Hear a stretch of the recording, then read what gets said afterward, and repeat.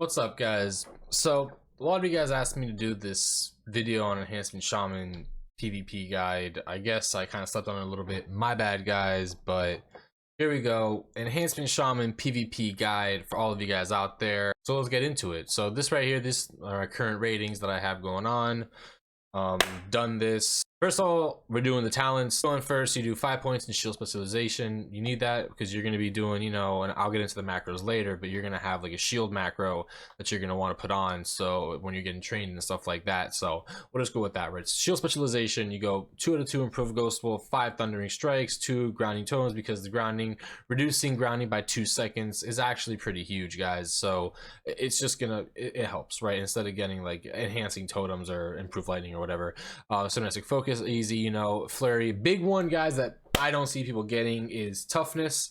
You want this huge. I know if you don't think the plus 10% armor, which is still pretty big, isn't that big of a deal. The big thing about this is the movement slowing effect reduced by 50%.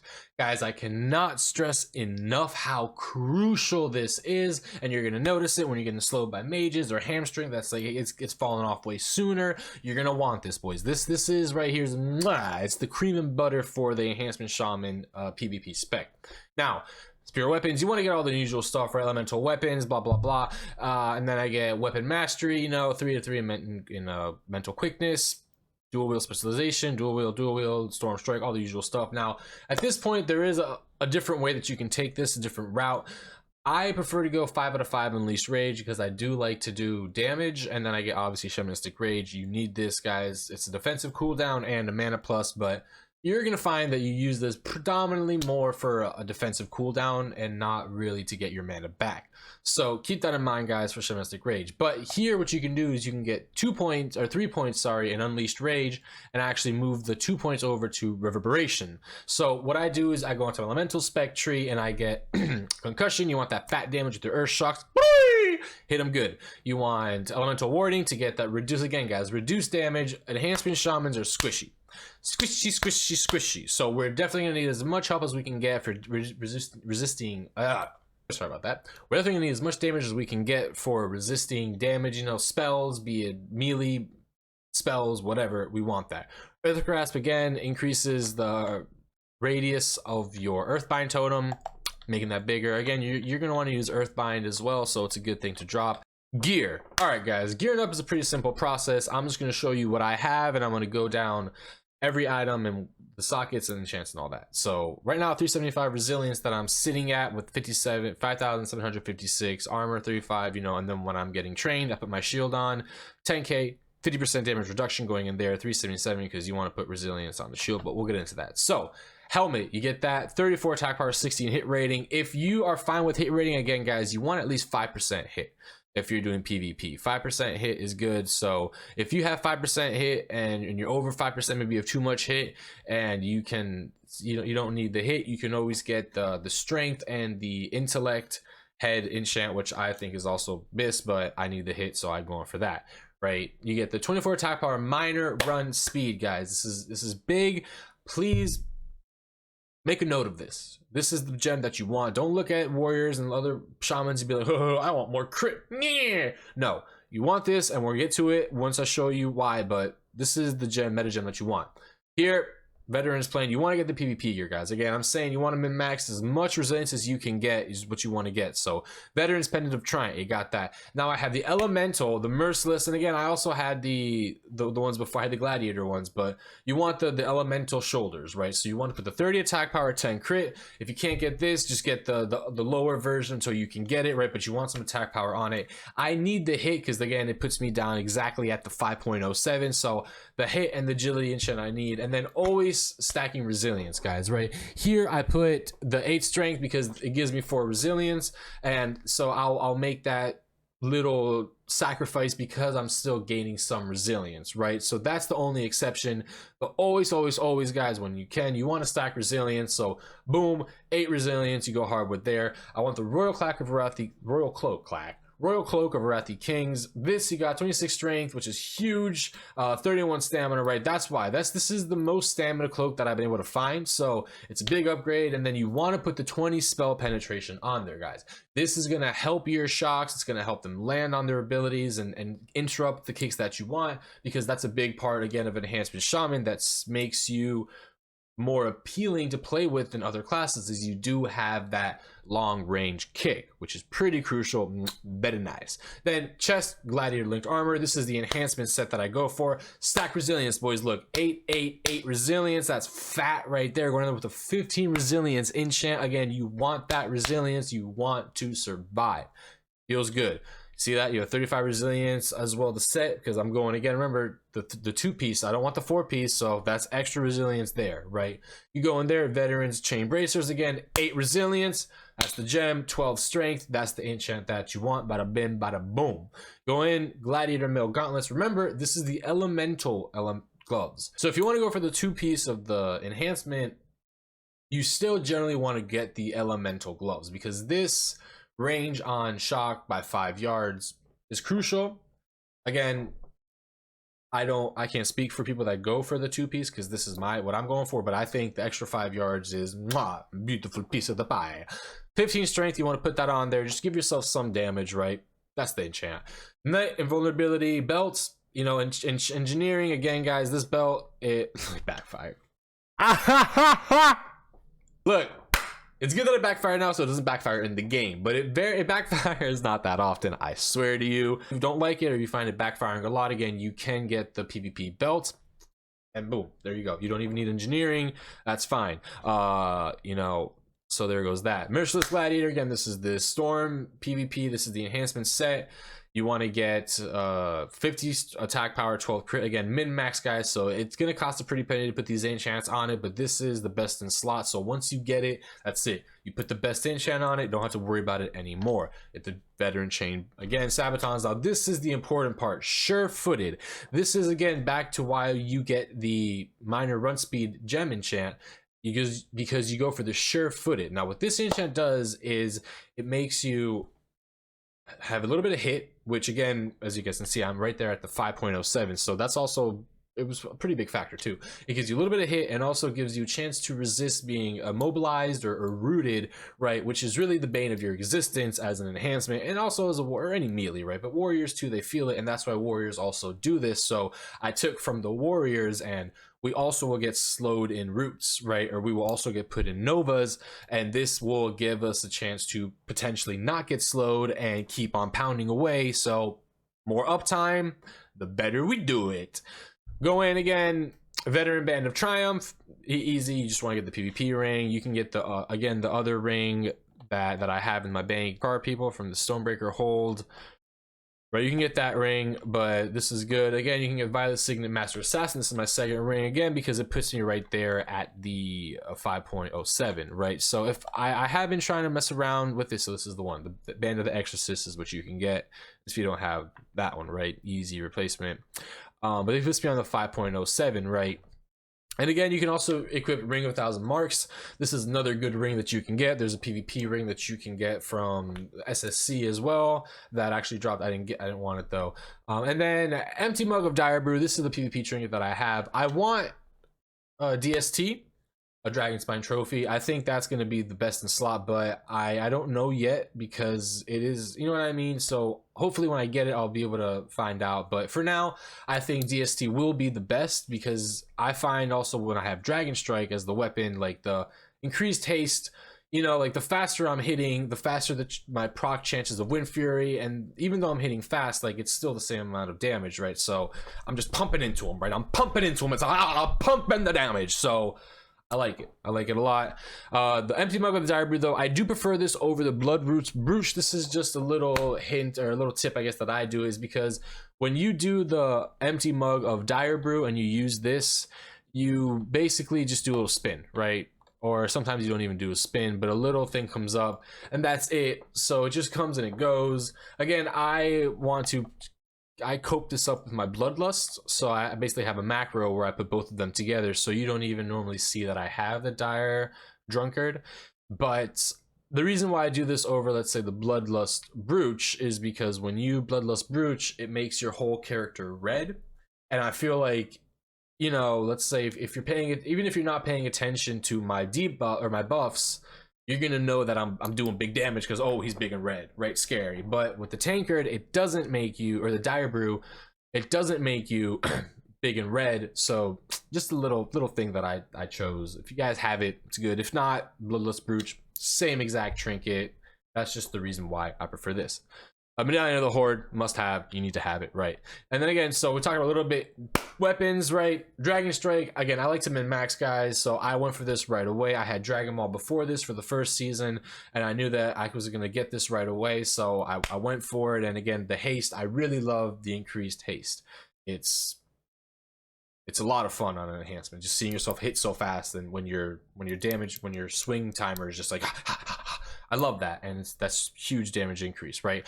If you don't have the gold or don't have the time or energy, whatever, for blacksmithing, or if you don't have Dragon Strike, or you want whatever else reason, you can get the axe, right, for blacksmithing if that's what you want. Again, Decapitator is another thing that you can get here. I have a Decapitator as a backup weapon with adamantium weapon chain, so this is something that I use in twos, right? This is big brain. If you're not trying to go that deep, you don't need it, but I feel like when you're trying to push twos like 2.1, 2.2, 2.3 and higher for an enhancement, it just helps when you're going against the warrior druid combos, because when you do your bloodlust and everything, a warrior will normally hit you with a disarm. So if you bloodlust and all that, and I switch to Decapitator and anticipating the disarm, whoop, gets cut in half. So again, that's way down the line logics, but for now, Dragon Strike and Gladiator Cleaver, that's my offhand weapon. I am going for the Rod of the Sun King, right? So this is the offhand that I'm gonna getting. You know, haven't gotten it yet. Cleared Kel'Thas since the second week, so hopefully, fingers crossed, gonna get it soon. And again, Totem of Astral Winds, hands down best totem. Just straight raw increased attack power on your Wind Fury. You need this. It's just big. Totems, everyone's favorite thing, right? Totems, guys, are basically why you are viable in arena. Okay, totems are the most important thing that you need to learn to master. Get a weak aura, get something that keeps trackers of your totems. Even me, a lot of the times in my games, like I'm constantly tunnel visioning and I'm forgetting to, like, oh, I gotta reach out my tremor totem, right? So now I got this weak aura that puts it right there. It's like, woo, tremor. So then when tremor's gone, it goes away, and I'm like, I know I gotta put it back, and then boom, put it back, right? So it's the most important thing. And again, tremor, right? Because the classes that fear warriors, priests, and warlocks, you're gonna go up against pretty much one of those classes in every match, right? So tremor is huge. Always be dropping it. Huge, so huge. Tremor's huge. Another thing that you guys should drop, as you can see here that I have on my bars, is Frost Resistance Totem and Poison Cleansing Totem. These two totems are huge. So huge. I can't stress enough, right? Again, guys, in TBC WoW, a game that's min-maxing, right? It's all about min-maxing. Even though it's just 70 frost resistance, right?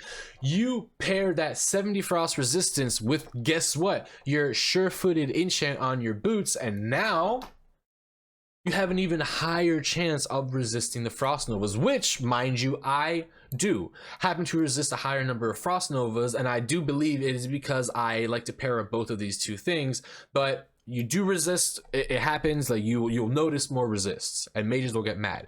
Frost resist totem, drop it, right?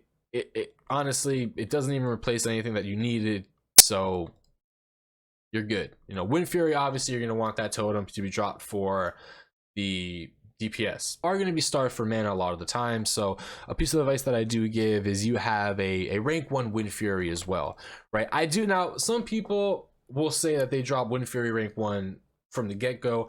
I do like to drop a couple of rank 5 Wind Furies just because it gives my warrior an extra 445 attack power, which that's pretty big. I don't know about you, that's pretty big, right? So I drop that to help my warrior out, because again, guys, you have to kind of see yourself more as like a bard, not like a DPS, but you're there to buff the warrior with your Wind Fury. And you'll see too, guys, right, in Turbo Cleave, like, even if you're CC'd and you're away from the target, if your warrior still has Wind Fury on his weapon, you'll feel like you're still with him there, hitting that target in spirit, because you're like, whoa, it's big. So drop that. The Wind Fury helps, and you keep on doing it. And these are pretty much the totems that you want to drop. Again, you want to drop Earth Binding when you can't get to your totems. It's big. When you can't get to your targets, not totems.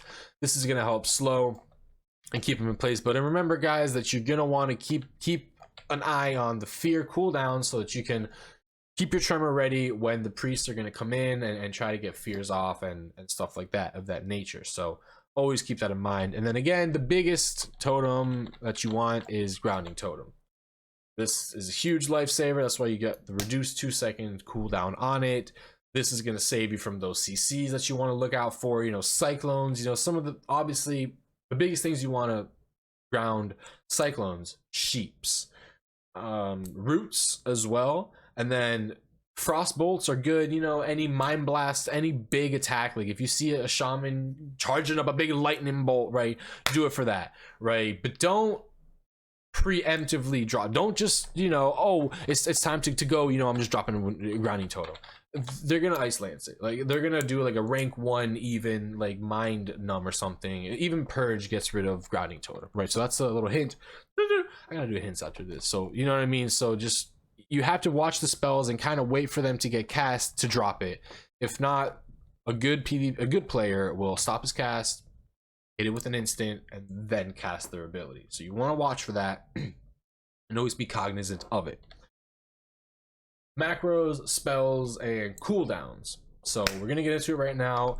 The big spell that Enhancement Shamans have, again, is right here, the Shamanistic Rage. It's our defensive ability. When you cope that with your shield and your sword and board it, you know, and mace it, whatever, you become pretty tanky. For the next 15 seconds, you're pretty tanky and you can take a whole lot of damage. So this is the one ability that you have. And again, macros, we're going to get into it. And then the shield as well. That's another from the bubble.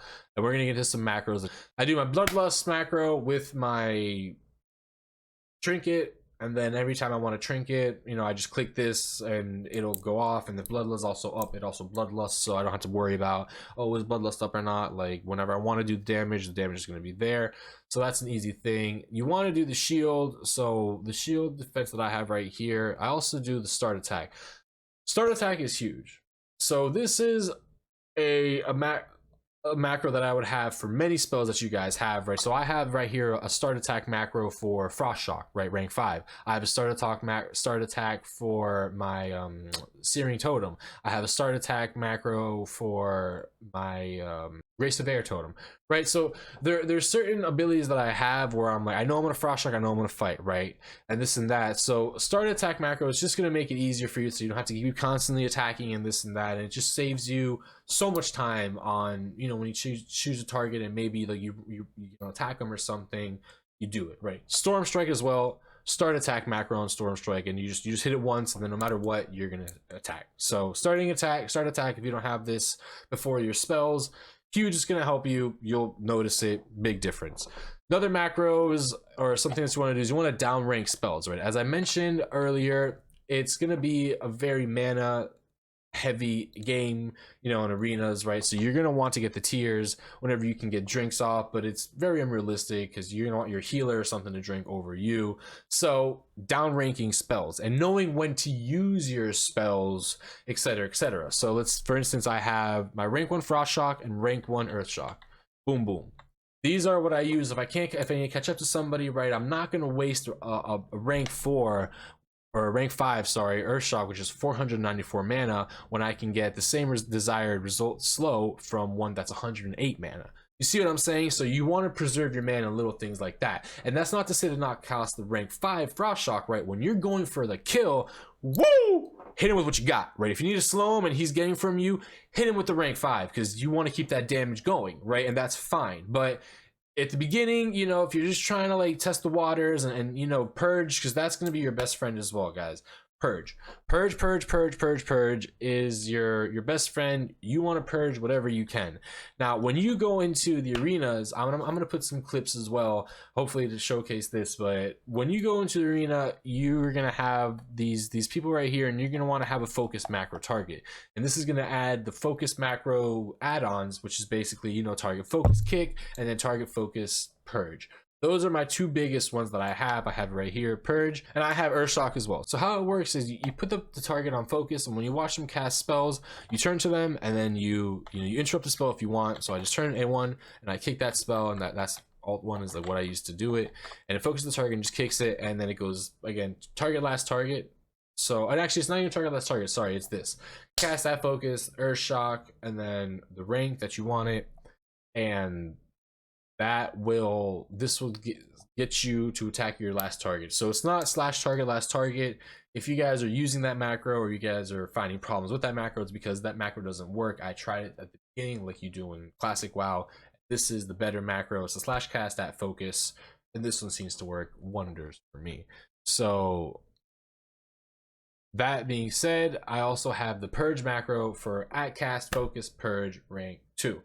And again, pretty self-explanatory. Whatever I'm focusing on, it's going to be probably like the healer or a mage, right? So what I'm doing is I'm hitting that person, hitting one person, and I'm casting Purge spam on my focus target. And the good thing about Purge as well, guys, is he doesn't have to be in your line of sight or like right directly in front of you for you to purge. So he can be behind you, and you could be attacking somebody, and he's behind you, and you're just spamming that purge button, and you're still purging him, even though you're not looking at him or anything. Like, so that's easy. You can just do that. Purge spam it, right? If you want to do switches, and we'll get into some tips and tricks, I guess, after this. Tips and tricks, guys. So the one big thing that is just going to help you in arena is positioning, and that kind of comes with playing a lot of arena. If you've done that, if you've been able to climb in the past, and you do know a little bit about positioning, then you're in for good time. It's going to be much easier. But positioning is huge. You want to go behind a pillar, right? You want to go behind it, and then you just want to start dropping your totems, your frost resist, your poison cleansing, your Gwyn Fury, everything. And then you go in Ghost Wolf form. Boom! Ghost Wolf form, always against the rogue, boys. Always against the rogue. When you are in Ghost Wolf, you cannot get sapped. Not get sapped. So if you get sapped, that's on you. You should not get sapped. As a shaman, you should never get sapped, especially as an enhancement shaman, right? Maybe as a healer, because that's your, I don't know if it's like your strategy or something, but never get sapped, guys. If you get sapped, the game is pretty much on you. That's 9 seconds. That's on you. You shouldn't have gotten sapped. You should have found a way not to gotten sapped. So just take that responsibility. Don't get sapped. You're a wolf. Stay in wolf. Don't leave. You know what I'm saying? Line of sight. Mage, you know, rogue saps you right here. Mage opens up right over here, right? What do you do? And then, you know, you sit the kidney shot, or you sit the cheap shot, sit it, and then he's gonna kidney shot you. If he does that, you just trinket, and then you start going behind. You just line of sight that mage. You just line of sight, and you keep bringing them around. And while you do this, guys, you're dropping poison cleansing totem. And the thing is, you're not just dropping it once and like leaving it. You're constantly dropping it while you're bringing the rogue around, and you're also mealing the rogue. Right, so this is kind of how you stop like an RMP kind of beginner, and you're hitting the rogue, and you're spamming this poison cleansing totem, because poison cleansing totem, it's off the global cooldown. Totems are actually on a faster cooldown than spell casting, so this is going to be faster than if you were to just cast dispelling poison on yourself, right? So if you were to say like, oh, well, why don't I just drop poison cleansing totem and then spam dispelling poison on myself? Well, yes, but you're gonna hurt yourself in the long run because of the global cooldown. So with this, you just drop it a couple times, boom, boom, boom, and again, it's the same mana. So poison cleansing totem and removing poison, it's the disparity of mana is like 20 or something. So it's really a non-issue. Drop it, because the most important thing that you want to do against a rogue mage team or against any rogue team is get rid of the wound poisons. You get rid of the wound poisons, rogues will hit you like a wet noodle because you can heal it. That's a fact, guys. Again, mages, poison resistance, or again, mages, frost resistance totem. You want to drop that and help grounding whenever you can. And purge. You want to purge spam against a mage, guys. This is the advice I can give you guys always. Purge spam against the mage, and I have no qualms going up against the mage. You want to hit him again when he has nothing on him, but predominantly you want to commit to a mage if you're able to get him to blink into you. Now you're only going to get a mage to blink into you if you're using the line of sight and you're having to have him come to you, because you're line of sighting his damage, so he's getting fed up, right? So he's going to blink in. At that point, you can turn the hurt. That's how you do it against the mage. Priest. If you want to be the priest, guys, what you want to do is you just want to purge spam. That's it. Literally, you just you auto attack and you purge spam and you drop tremor. You don't want them to get you a tremor, and even searing totem will help to get some kicks out. But mainly, he's going to be running around a pillar, and you're going to be just on him, and he's going to be trying to kite you. You can slow him if you want with the rank 1 frost shock, right, to stay on him. Maybe drop an earthbind, but please keep in mind his cooldown on his psychic scream. So there are add-ons that give you this ability. To Omnibar is definitely one that tracks it, and there are other add-ons as well. I'll probably do an add-on section too. So all the add-ons that I'll have, I'll put in there, and you'll be able to copy them, paste them, and look at it. But it's really big. You want to make sure that you're on him and just purging and then interrupting his heals, right? You don't want to interrupt as well too early on, so you want to do enough damage until he gets kind of lower and interrupt that heal. And again, watch out for the heal, for the spell dodging, spell canceling, because they're going to do that on you. So wait for them to get kind of close to the end of the spell to hit it, and even then sometimes wait, because they could also cancel it then. Good ones, right? They could wait till the very end. So do it, interrupt, and then it's going to be the Wave of the Wind Fury. You know, your procs are going to kill him, and that's it. There's not really anything to it other than purging his shield, so you can't absorb your damage, and then just killing him and not getting feared and staying in his line of sight, staying on him. Warriors, woo! Warriors are annoying. Again, you kind of want to sort and board against a warrior. What I found the best way to do in 2s, at least, if you're going against like a warrior druid combo, is you want to go for the warrior and just unga boonga him, right? At the beginning, what I was doing with my priest is I was just bloodlusting everything on the warrior. Like, I was purging everything off of him and then just going ham, hitting him hard, just doing my, even dropping Grace of Air Totem for myself, right? What I don't normally do on an arena, but like, you know, just trying to hit him as hard as I can, and then having my priest also do damage, making their druid, you know, be on the defensive and constantly just like healing as I'm purging the heals from the warrior. So the druid is going and that's basically my view on that, is just pumping damage on a warrior and put them on the defensive, because once the warrior's sword and boarding, his damage is very minimal, right? So you gotta put the warrior on the defensive as an enhancement. That is the only strategy I've found to work. Again, if you have a druid on your team, then simple, get the druid to take care of him. Druid should know what to do against a warrior. Come on, or watch a Russian that will show you, but get a druid. There are issues with that. Druids, woo! Have a good time. Purge, again, I would suggest to not go on them, although I do really think that you can go on a druid if you have communication with your partner. If you're with your warrior, again, guys, because you have 2 slows. Keep this in mind. As a shaman, you have Frost Shock and you have Earthbind Totem, right? So you have 2 slows. A warrior has a hamstring. If you guys are communicating with each other and you want to go for the druid, you can get on the druid and the warrior will be like hamstringing him, right? And then obviously the druid is gonna like shift out of form, and then the shaman, then it's his turn, right? So you guys go in and out, be like, all right, the druid's shifted, he's trying to get away, frost shocking, boom. What does the druid do? He shifts again, and now the warrior's global cooldown should be up again, where he can hamstring, right? And then what's the druid do? Shifts again, and then, you know, the warrior called that out, and now, you know, the shaman knows it's his turn to earthbind. And I feel if you communicate with your warrior partner, or if you do a hunter, whoever partner it is, you can easily kill a druid, because they're really squishy and they rely on getting away from you. So if you can stay on them, kill them. But if not, the easiest way to do it is just you DPS the target that the druid is healing. The druid will not be able to out heal you. And what you got to do is you got to watch the druid and kick his cyclones. That's it. Kick his cyclones, ground his roots. If he's in range to root you, because he's not max ranging the roots, because you can stay, you know, 40 yards, but a cyclone can always get kicked if he's doing it on you, because the 20-yard range, 25-yard range gloves, 25-yard range over 20 yards, you get it. So, you know what I'm saying? You get the roots away from you. You're able to stay connect on whatever target, and you purge the hots, and you're good to go. I would suggest against with the druid to wait for him to cast 3 life blooms and purge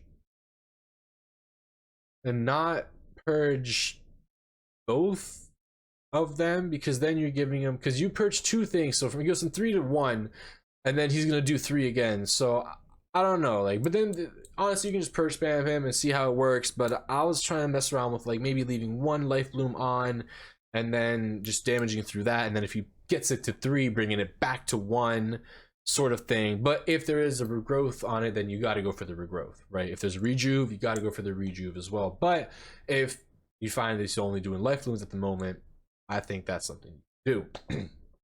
Warlock, easy. Purge spam, kill the warlock. You just kill him. You do so much damage to a warlock. You can kick his, you tremor his fears, you grounding his spells. I mean, the death coil, you're probably not going to get that. A good warlock will, you're going to try to anticipate it, and unless like you get it right when he does it, he'll like cast something and then get you. But if you can ground the death coil. But that's it. Again, you can kill the pet. That's a strategy, right? Like, yeah, kill the pet. But in all honesty, you're turbo cleave. You don't need to kill the pet, right? In longer games, right, if the game is lasting a long time and you find that within the first unga bunga of the turbo cleave you're not able to kill the warlock, then yeah, kill the pet right in 2s, right? That's definitely a viable option, right? I go for the warlock first, because again, even if he has like a priest healer, it's normally a priest healer with the warlock, I'm able to purge the bubbles and stuff, so he's still very squishy. And then as long as I can kick the heals from the priest, which is all the priest can do, because I'm getting the renew off, right? I'm getting the bubbles off, then I find that the warlock is still an easy target. But if it becomes like a mana issue or something like that, a longer game, then yeah, by all means, kill the warlock pet. With their SLSL, they're going to take less damage, and SLSL, that's just a spec that they choose. Like, so they're going to take more damage. So kill the pet, and then you kill them easy. But if not, just try to kill them up front, because you can just purge, right? Even their sacrifice, when they try to sacrifice their void walker, you just purge that instantly. It's kind of laughable. So that's how you do with the warlock, right? Red Paladin, lol. Just okay, they just beat him. As yeah, I don't know. Red. Then what other comms? Enhancement Shaman, just DPS the Shaman, beat him good. Yeah, I'm looking at the Shadow Priest right here. You want to hit the Shadow Priest, but again, purge spam, don't get feared, tremor the fear, and you'll kill him. And you want to kick their Mind Blasts and their Vampiric Touch, I think that's what it's called. So that's what you want to kick on them, or ground and whatever, and you should be good to go there. For add-ons, let's go down the list of add-ons that I use in PvP. I'll just go over the PvE ones and just get past them. But for PvP, Ability Team Tracker, this is a good add-on. It's one that tells you the cooldowns that your teammates have. It's a good one to do. Advanced interface option, again, this, and I guess change some options, but I think one's making your distance go from 20 to 40 yards of being able to see your enemy's nameplates. And there's a video that I'll link below that has these like also PvP add-ons that they made specifically for Arena that a friend of mine sent to me. I'll link this video as well below that goes way more in detail about these add-ons specifically and how to actually fine-tune them to kind of be on what I have here in front of me as well, and more just in-depth guide on how to go through them. So Ability Team Tracker, advanced interface options, we have Click It, which is a good one that I use. Again, this is personally for me, so if I have someone's bar, I can I do certain commands that I choose here on Click, right? And then like left button, shift left, right, a middle button for like earth shocks and like things like that. So if I want to heal an Arena, instead of having to click somebody's name, I just do shift left click, and I can heal that guy, I can heal this guy, and etc.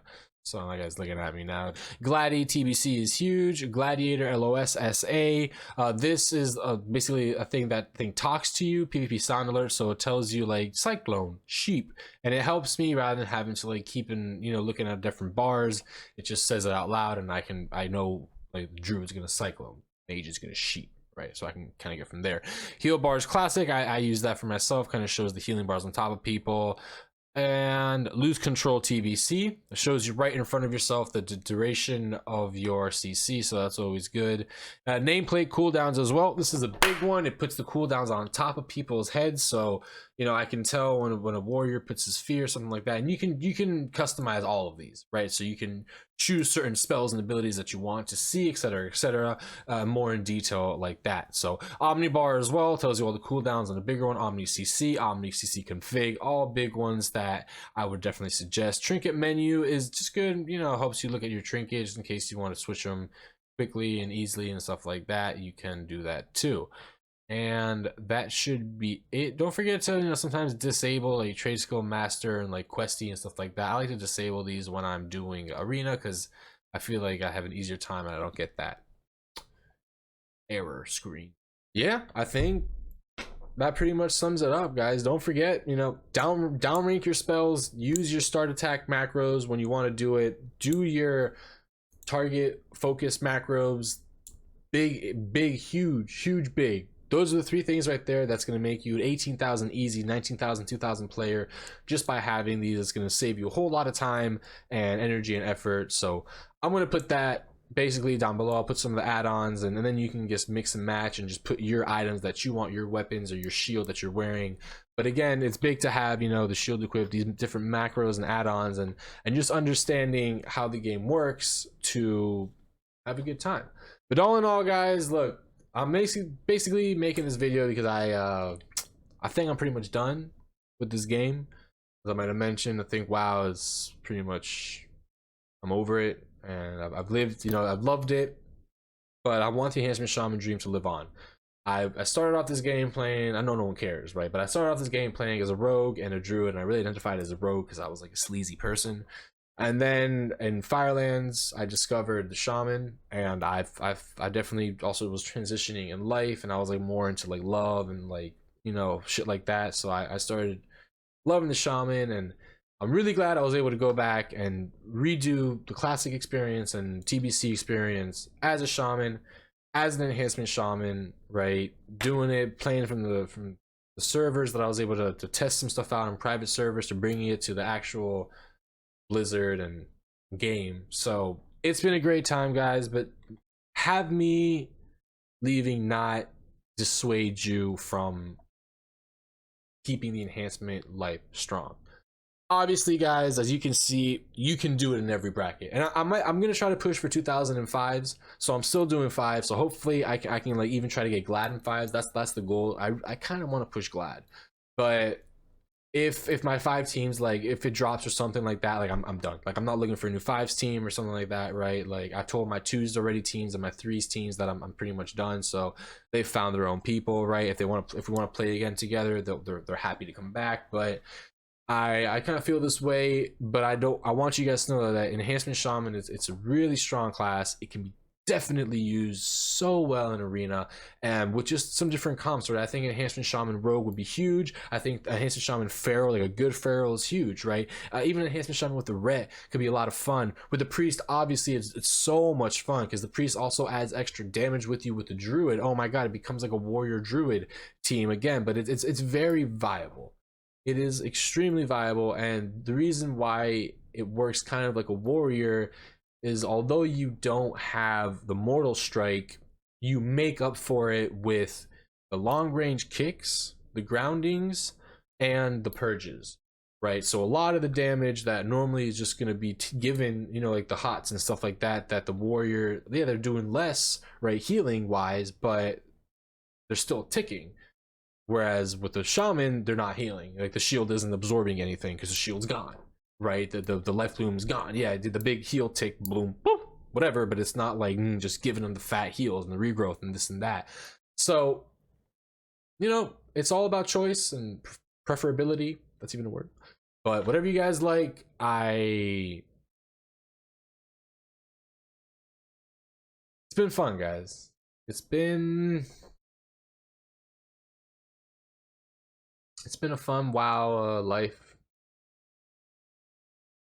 If you stay for this long, guys, then you're the real MVPs. I love you, and enjoy WoW for me. Enjoy Blizzard. Enjoy MMOs. Keep an eye out for me, guys. Nico Mina doing stand up again. Was able to start recently in DC and stuff like that. So, you know, follow me on Instagram and TikTok, and then watch me when I start posting about my stand up show. But